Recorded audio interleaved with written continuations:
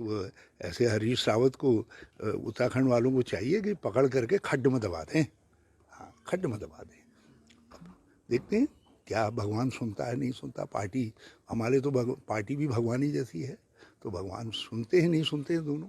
जिस समय होली दहन हो रहा है उस समय हरीश रावत का भी दहन हो जाना चाहिए, राजनीतिक दहन तो कम से कम हो। ठीक नहीं होगा, इसलिए मैंने भगवान से प्रार्थना की है, भगवान कांग्रेस मेरे खिलाफ कार्रवाई करे।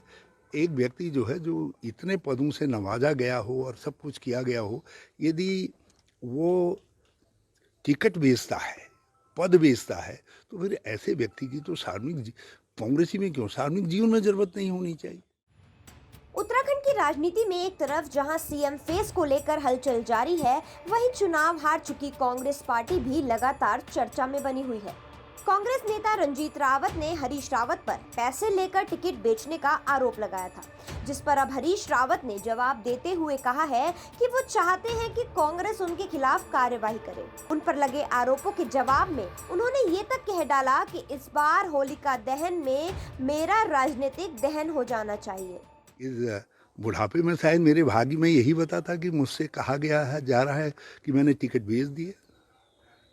भाजपा वाले लगे हैं मेरे पीछे ये कहने में कि कोई मुस्लिम यूनिवर्सिटी का बयान मैंने दे दिया, वो मुझ पर ज़बरदस्ती उसको चिपकाने में लगे हैं। पड़े मैं 2 लात मारने के लिए, हमारे अपने लोग भी कह दे रहे हैं कि साहब मैंने टिकट बेच दिया। अब भैया टिकट बेचे हैं तो ऐसा व्यक्ति तो नहीं चाहिए कांग्रेस के अंदर, इसलिए मैंने कांग्रेस को ऑफर किया है, बल्कि भगवान से प्रार्थना की है। अब कांग्रेस को क्या ऑफर करूं, इस समय सभी तकलीफ में हैं, ये समय कुछ कहना जो है वो ठीक नहीं होगा, इसलिए मैंने भगवान से प्रार्थना की है, भगवान कांग्रेस मेरे खिलाफ कार्रवाई करे। एक व्यक्ति जो है, जो इतने पदों से नवाजा गया हो और सब कुछ किया गया हो, यदि वो टिकट बेचता है, पद बेचता है, तो फिर ऐसे व्यक्ति की तो सार्वजनिक कांग्रेसी में क्यों, सार्वजनिक जीवन में जरूरत नहीं होनी चाहिए। तो मैं तो ऐसे हरीश रावत को उत्तराखंड वालों को चाहिए कि पकड़ करके खड्ड में दबा दें। हाँ, खड्ड में दबा दें। अब देखते हैं क्या भगवान सुनता है नहीं सुनता। पार्टी हमारे तो पार्टी भी भगवानी जैसी है, तो भगवान सुनते हैं नहीं सुनते हैं दोनों, सुने। अच्छा। और मैं तो चाहता हूँ बल्कि जिस समय होली दहन हो रहा है उस समय हरीश रावत का भी दहन हो जाना चाहिए, राजनीतिक दहन तो कम से कम हो जाना चाहिए। और देखते हैं। अच्छा रावत जी, इसमें राजनीतिक दोष है, ये फिर ये क्यों इस तरह के आरोप क्यों लग रहे हैं आपके ऊपर? अब मैं क्या कह सकता हूँ, देखो मैं लोगों के साथ आरोप प्रत्यारोप में नहीं फंसना चाहता।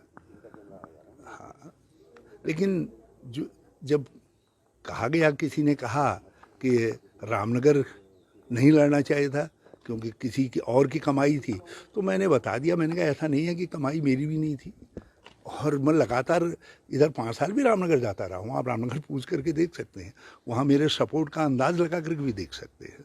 लेकिन चलो ठीक है, जो कह दिया, जिसने कह दिया, पार्टी ने एक निर्णय लिया, वो निर्णय पहले भी सामूहिक था लड़ने का भी, बल्कि मैं तो सबको, सारे देश को मालूम है, मैं कह रहा था मैं लड़ाऊंगा, क्योंकि मुझे लगता था कि कैंपेन में ही बेहतर कोऑर्डिनेट कर पाऊंगा करके, जिसकी कमी हमने थ्रू चुनाव भर महसूस की। मगर चलिए, पार्टी के लोगों ने, कुछ लोगों ने सवाल उठाया, उन्होंने कहा भाई यदि तुम नहीं लड़ोगे तो जो है इससे डिमोरलाइजिंग इफेक्ट पड़ेगा। हरीश रावत का ये बयान रंजीत रावत के लिए था, जिन्होंने उन पर टिकट बेचने का आरोप लगाया था।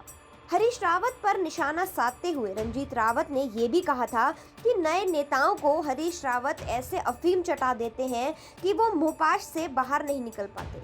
उनके हिसाब से हरीश रावत के सम्मोहन से निकलने के लिए खुद रंजीत रावत को 36 साल लग गए। अब तक तो कांग्रेस पर विपक्ष ही भारी था, लेकिन अब खुद उनके ही नेताओं ने हरीश रावत पर निशाना साधना शुरू कर दिया है। जी, मैंने भी उस पोस्ट को पढ़ा है जिसमें उन्होंने कहा है कि 2017 में मैं खुद रामनगर लड़ना चाहता था और रंजीत रावत ने जिद करी, तो मैं अपने बड़े भाई और अपने आदर्श, किसी समय के आदर्श नेता हरीश रावत जी के संज्ञान में लाना चाहूँगा कि उन्होंने खुद स्वयं मुझसे कहा था कि सल्ट में तुमने बहुत सारे विकास कार्य कराए, उसके बाद भी सल्ट वालों ने तुमको हरा दिया, और सल्ट वालों के बारे में भी बहुत सारी चीज़ें कही थी। उन चीज़ों को मैं आज नहीं कह रहा हूँ, ज़रूरत पड़ेगी तो बाद में कहूँगा। और मुझसे कहा कि तुम शर्ट की बजाय रामनगर लड़ो। जब मैंने रामनगर तैयारी शुरू कर दी तो लास्ट में उन्होंने अपनी मंशा एक दिन जाहिर की कि तुम शर्ट चले जाओ। मैंने कहा जी मैं फुटबॉल नहीं हूँ, मैं पहले आपने कहा रामनगर लड़ो और अब करो शर्ट चले जाओ, तो ये संभव नहीं है।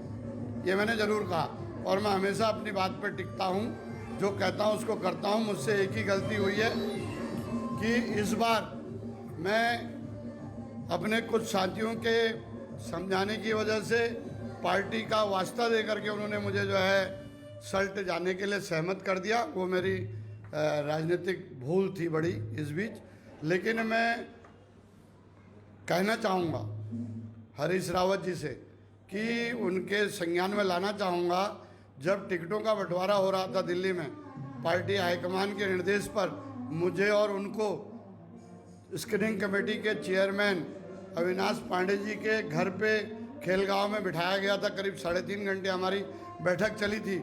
उस दिन भी उन्होंने पांडे जी से कहा था कि रंजीत ने सल्ट में बहुत सारे विकास कार्य कराए, लेकिन सल्ट वालों ने इसको हरा दिया, इसलिए मैंने इससे कहा कि तुम रामनगर लड़ो। यानी इस बात के गवाह हमारे स्क्रीनिंग कमेटी के चेयरमैन अविनाश पांडे जी भी हैं। और मैं कहना चाहूँगा, ऐसा नहीं है कि कहने के लिए कुछ अल्फाज नहीं हैं, लेकिन सिर्फ यह है कि एक अल्फाज लिहाज भी है।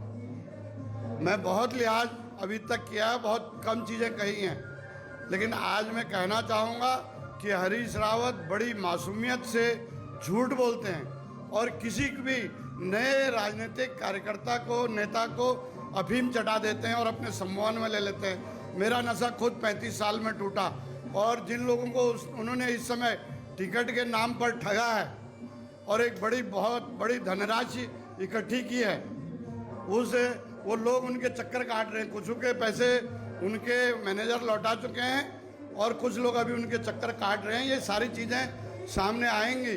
वो झूठ बोलते हैं मासूमियत से, पहले लोग समझते नहीं थे, अब लोग समझने लग गए हैं। और मैंने साल भर पहले एक बयान दिया था कि हरीश रावत की मनोदशा ठीक नहीं है, उनको आराम की ज़रूरत है। मैं आज फिर अपनी उस बात पे कायम हूँ। उन्होंने पिछले सल्ट उपचुनाव से पहले एक बयान दिया था कि सल्ट में भाजपा को वॉकओवर दे देना चाहिए।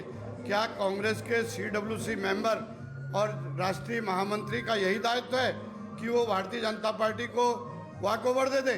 उसके बाद जहां हमारे नेता राहुल गांधी दिन रात हर जगह पे कह रहे थे कि चौकीदार चोर है, उसके बाद हरीश रावत जी का बयान आता है कि मोदी तुझसे बैर नहीं, भाजपा तेरी खैर नहीं। सारा वोट मोदी के नाम पे पड़ रहा है, मोदी से ही हम नहीं लड़ेंगे तो हम किस बात के कांग्रेसी हैं?